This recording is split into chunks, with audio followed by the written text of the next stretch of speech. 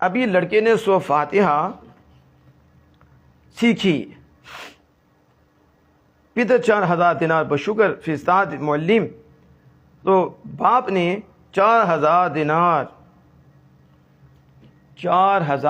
دینار شکریہ کے طور پر بھیجے، فرستاد۔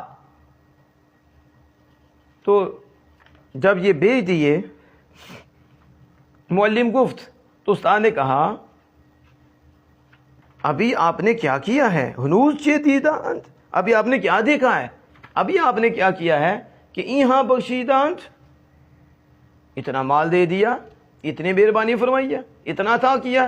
پدر گفت، باپ نے کہا بعض پسرمرا معلم، اس کے بعد میرے لڑکے کو ہرگز نہ پڑھانا،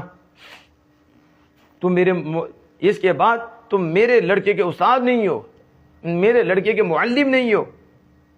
کیا عظمت قرآن دا دل نداری کہ تمہارے دل میں قرآن مجید کی عزت ہی نہیں؟